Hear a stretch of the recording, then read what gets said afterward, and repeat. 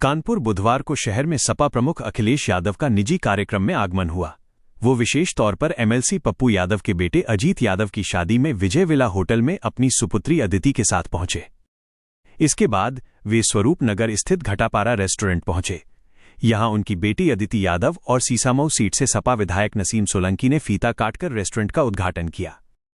पिछले दौरे में अखिलेश ने पूछा था कि यहां क्या फेमस है, कचौड़ी या समोसा? तब किसी ने उन्हें बताया था कि समोसा। इसके बाद उन्होंने समोसा खाने की इच्छा जताई थी। इसी क्रम में पूर्व सीएम अखिलेश यादव बिरहाना रोड स्थित मशहूर मुन्ना समोसा की दुकान पर पहुंचे और वहां के समोसे का स्वाद लिया।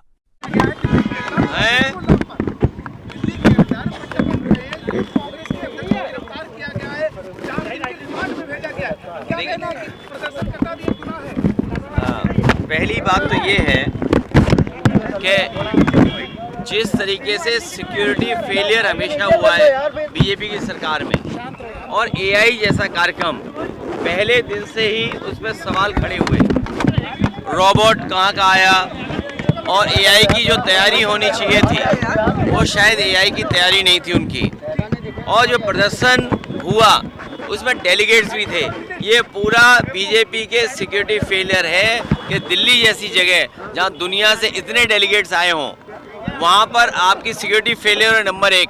और नंबर 2, एआई जब उसकी कोई तैयारी नहीं है, एआई के बारे में आपने कोई इकोसिस्टम तैयार नहीं किया, कोई इंफ्रास्ट्रक्चर तैयार नहीं किया, और उस आयोजन में सब नकली चीज़ें दिखा रहे थे, तो स्वाभाविक है जब नकली चीज़ दिखाओगे, नकली एआई दिखाओगे, दूसरे देश का बना हुआ रोबोट आप दिखाओगे, तो स्वाभाविक है नाराज़गी होना स्वाभाविक है। लेकिन सबसे बड़ी बात है सिक्योरिटी फेलियर है। अखिलेश जी, शंकराचार्य पे मुकदमा लिखाने वाला आशुतोष पांडे पर यहाँ पर गोकुल जी यहाँ के पंकज दीक्षित ने उनके ऊपर आवाज उठाई है। देखिए, इसमें उलझो, सबसे बड़ी बात है पूजनीय शंकराचार्य जी का सम्मान हो, उनके साथ अन्याय न हो, भेदभाव न हो, और उनका जो सम्मान है उस सम्मान के तरीके से चीज़ों को देखा जाए।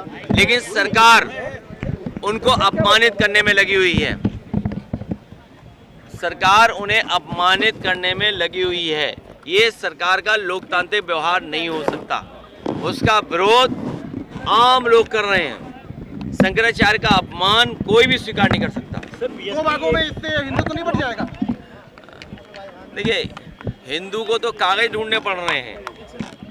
हमारा पत्रकार साथी कुछ ऐसा सवाल टेढ़ा मेढ़ा कर रहा है जिससे इन्हें जानकारी होगी।